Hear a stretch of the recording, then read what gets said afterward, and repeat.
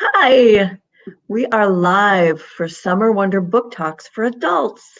Hi, tonight I've got Nanette from the Cascade branch who's going to tell us about a couple of great beach reads you're going to want to grab before you head up north this weekend. Nanette, what have you got for us? Hi, Penny. It's great to see you. Hi, everybody. It's been great. Hasn't it been great to offer that curbside service, Penny? We've been It hopping at Cascade. is, oh my goodness, Cascade people love their books. It's been so nice seeing you all. Keep it up, keep coming. We can't wait till you can come back through the doors. But in the meantime, keep picking up those books. Yeah, and your summer, don't forget about the Summer Wonder reading prizes. We love handing out those prizes. Yeah. It's a little bit different this year, but we are excited that we have something to offer. So don't forget about that. So tonight I am going to talk about a book that absolutely captured my heart, and I'll tell you why. Because when I was little, I had a neighbor named John Hickey who was just like a grandpa to us. He didn't have any living family of his own, and the Miller kids spent a lot of time at John Hickey's house. We watched basketball, we cooked with him, I cleaned his house, and this elderly person was a critical person in all of my family's life. So for that reason, this book, there we go, Miss There you are. Recipes for Exceptional Ladies, really captured my heart, because at its core, it's about relationships between intergenerational relationships, especially between women. And I think that those kinds of relationships just there's something special about them. So, and this one was no exception. It starts off with the main character, Kate Parker. She is a veteran marketing writer for a small grocery store. And she's been in this career since she was like 17 or 18. And she's about ready to head off to Paris with her boyfriend, Nick.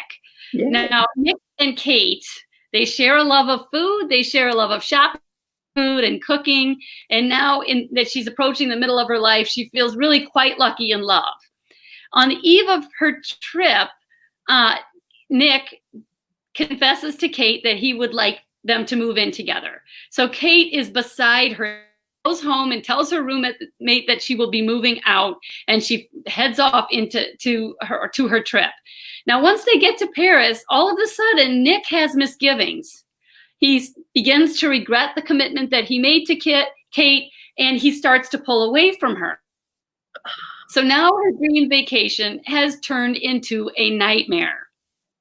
She comes home with no place to live, a job that kind of provides subsistence, doing something that she feels kind of lukewarm about, with potentially a questionable future.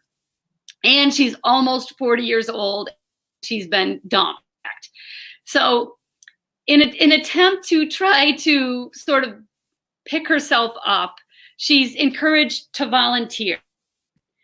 And so that's right, Penny. Volunteering is also always a great way to feel better about yourself when you can give to others. Yeah. And that is not quite the experience that our dear friend Kate has. She is assigned to go to cooking demonstrations at a nursing home. And so she goes there all excited, feeling like she's going to, give something back to the world. And she is basically, that's where she meets our other main character, the 97-year-old Cecily Finn. Now, during the cooking demonstrations, Cecily basically heckles poor Kate. He ruins the activity both for Kate and for all of the other residents who are a little bit more used to Cecily's outbursts than Kate. So she tries this one other time for a second week, and basically the director is like, okay, this isn't working. We're not going to do cooking demonstrations.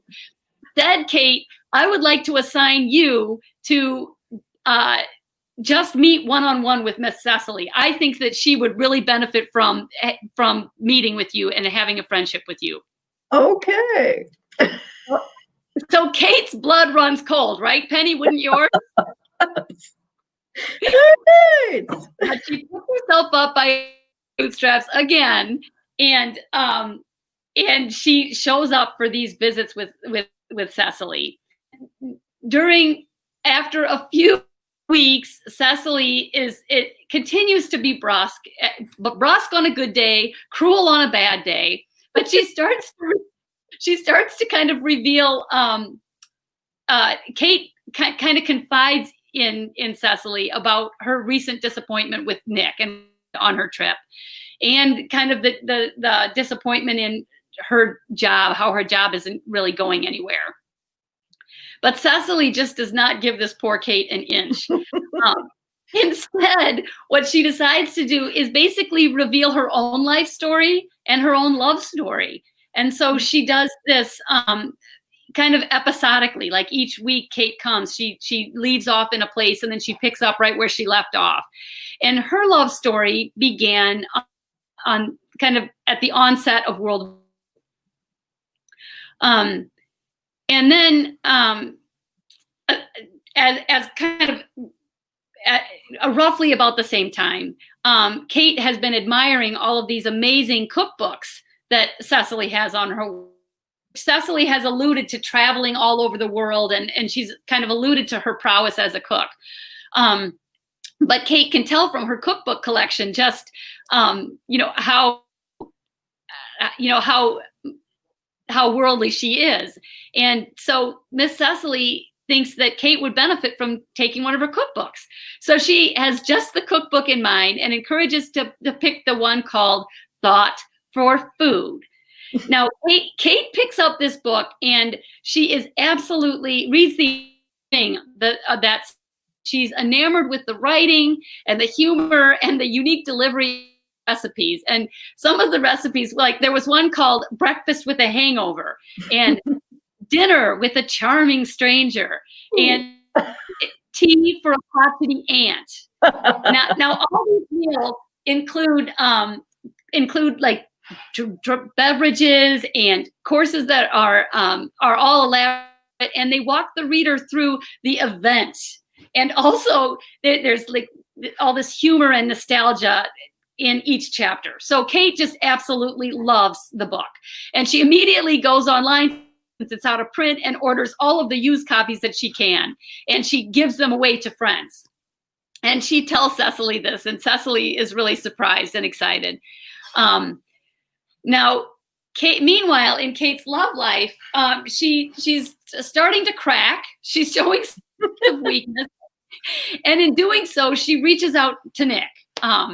No, don't do it. I know, Penny. She does. What does Miss Cecily say?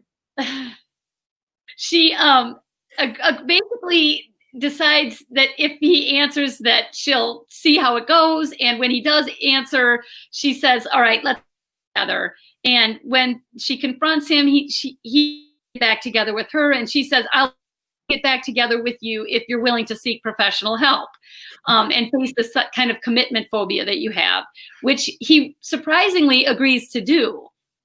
And then they kind of agree that they'll go from there. And so unfortunately, she decides to share this fact with Cecily, who essentially punishes Kate by sending her trying to create obstacles to make this match never happen.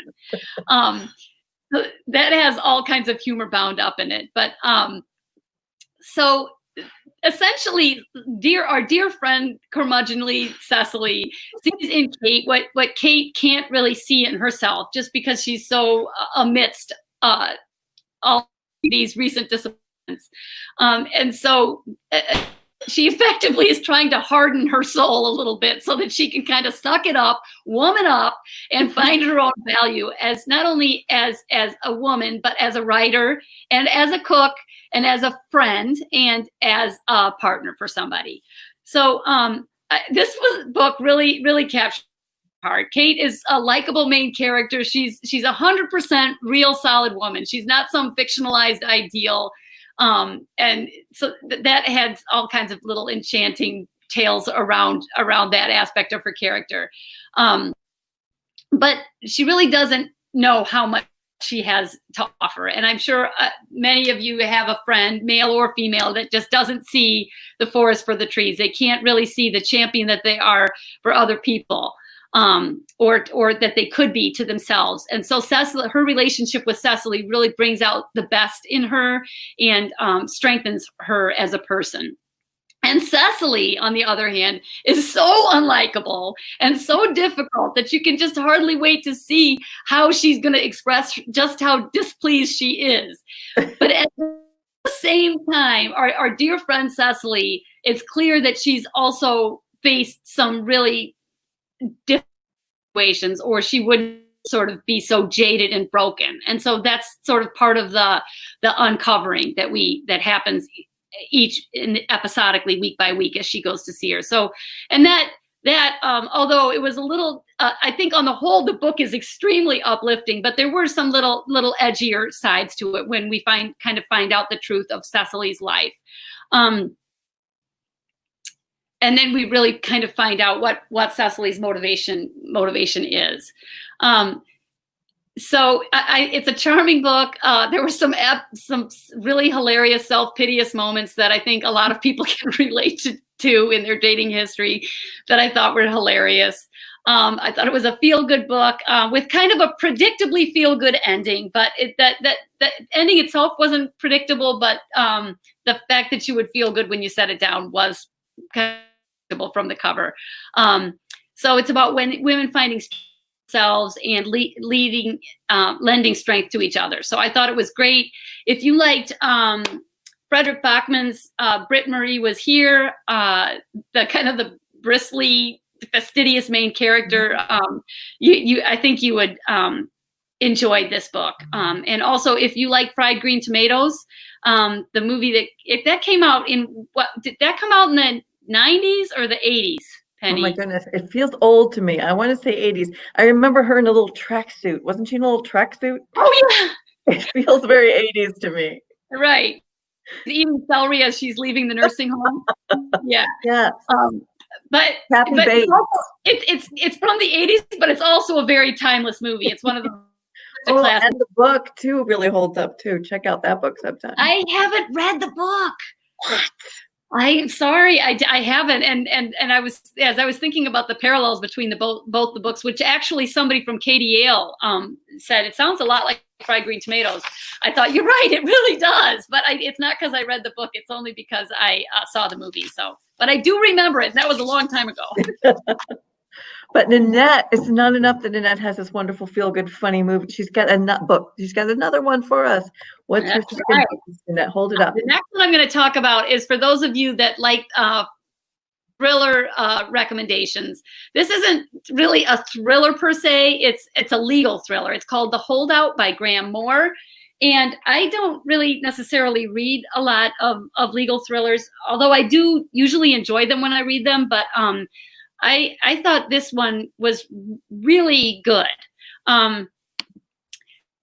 It starts off, let's see here. It starts, so 10 years ago from the beginning of the book, 15-year-old Jessica Silver, who happens to be a wealthy real estate developer, disappears without a trace. And her 25-year-old African-American teacher was placed on trial for her murder. So explicit, lurid text messages and were found that sent to each other, and blood and hair evidence in the truck kind of implicate this teacher, and his name is Bobby Knock. Yeah. So he goes to trial, and one juror was not convinced of his guilt, and that holdout, Maya Seal, ends up planting the seed of doubt in all of the rest of the jurors, and Bobby Knock is eventually acquitted of this crime. So the case was a complete media circus. So for those of you that lived through the O.J. Simpson trial, you can kind of imagine the scale of the media's involvement. There was the wealth of the victim and both the nature of the crime and the media attention. Once the not guilty verdict was announced, each juror faces some fallout from this unpredicted verdict. Oh, wow. So now 10 years has passed, and there's a true crime documentary series, Murder Town, that wants to do an anniversary show that features Maya Seal, who was the one holdout, as their special guest. So in the intervening years, Maya Seal has gone to law school and become a defense attorney that's quite successful. And at first, not want to have anything to do with anything relating to that trial and the verdict or any media around it. She certainly doesn't want to be involved in this anniversary show. But one of the other jurors, Rick Leonard, convinces her that she should participate for all kinds of reasons. So reluctantly, she agrees. And the evening before the show airs, all but one of the original jurors on that trial go to a hotel where they're going to kind of convene the next day for the view or for the taping of the documentary. The only one who didn't go was an elderly woman that had passed away between the trial and now. So Rick Leonard, who we find out through the course of the book, ended up having an affair with Maya Seal, the holdout, during the sequestration period. And so we know that they have a very strong relationship. And he confronts Maya. He was never really truly convinced of Bobby Knox's innocence. And he basically has spent the last 10 years obsessing about both the murder and the verdict. And he even dropped out of this doctoral program to commit to researching the truth of the crime full time. And he found something, but he will not tell Maya what incriminating he discovered. He wants to reveal it on the show the next day. So Maya, Rick, to Maya's room. They kind of dodge the rest of the jurors and go to Maya's room, and they're having a discussion. And I think that Maya leaves kind of in a huff. And then when she comes back, she finds that Rick Leonard is dead in her hotel room and seemingly a head injury. So obviously the police are called, and now Maya is facing murder charges. So what one reviewer of this book put it best, he said the main character goes from being a juror to a lawyer to an investigator and then to a suspect. So she plays different roles throughout this book. The story is told from different perspectives. We hear find the backstory of all of the different jurors, and each one has something to hide, for better, sometimes for worse, and sometimes for better. But we find out all of their backstories, their motives, their relationships. So as pursuing the truth, who had a motive to kill Rick Leonard, we discover more reasons for the doubts that she had about the original crime. Basically, like these two concurrent investigations and mysteries happening at the same time throughout the book. They're kind of re-investigating. I mean, the reader is being led through the original investigation of the murder of Jessica Silver, and then simultaneously we're trying to figure out who killed Rick. So it really had the effect of you did not want to put the book down. You wanted to read to the next chapter to find out what was going on. So, and then there's a couple, I felt, unpredictable twists at the end. I did not see what was coming. And there's yet another death, which is mysterious, and we don't know who died or how he died, whether it was a murder or whether it was suicide. So as far as legal thriller goes, I thought it had a lot to offer. I really thought I think it lends itself really well to the screen because there's just so many things happening. The characters were interesting, but it was definitely more of a kind of a plot-driven book. And I didn't see the ending coming of either of the crimes or all three of the crimes. I didn't predict what happened. The other thing is that you have to kind of read to the end to find out whether or not Holdout, Maya, was right or not. So it really had a lot to offer. I thought this mystery was good because it's topical. It discusses kind of not necessarily intentionally, but just by the nature of the crime and the investigation. It discusses the kind of the failure of our current legal system. It deals with racism and kind of entitlements of wealth, and also the impact of the media on jurisprudence in the country. So I thought it really had a lot to offer. It was a good thriller.